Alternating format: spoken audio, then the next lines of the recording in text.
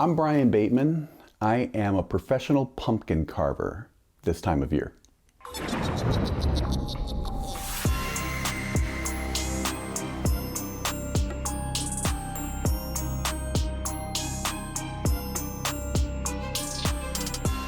I think I originally got into it just carving cool pumpkins for my kids and just pushing myself to see how far I could go.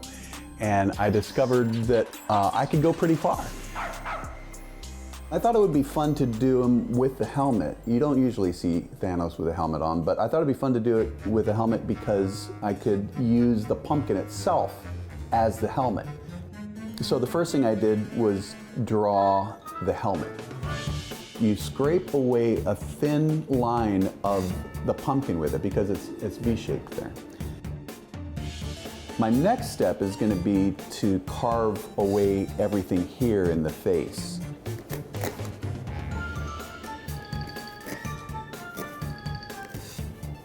And at this level, you don't want to carve deep because you want to leave yourself a lot of thickness.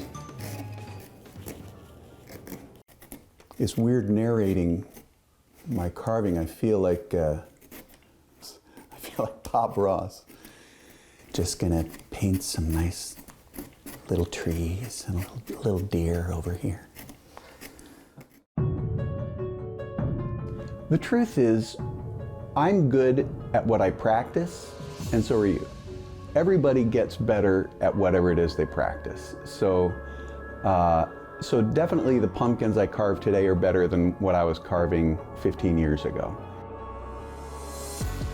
So an internally lit pumpkin really has to be carved in the dark in order to get the right effect. So when I'm carving an internally lit pumpkin, I have to start with the light bulb on inside the pumpkin. I use an LED bulb because it doesn't get real hot.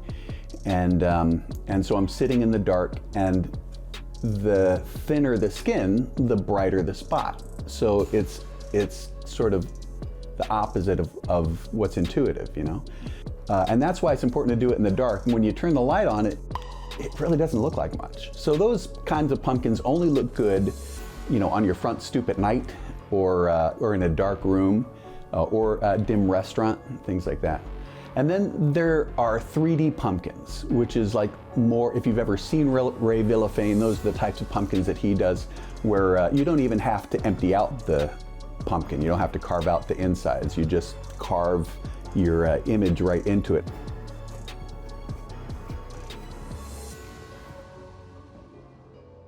You really kind of have to just eyeball it. You can't, you know, because you're scraping off the skin at the beginning and just going for it.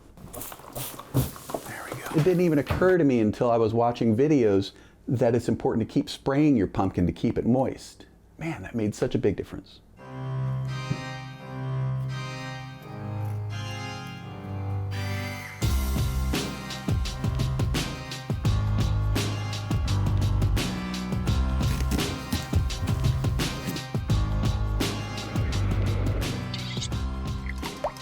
I have these glass marbles that are kind of flat, and we'll see how that works.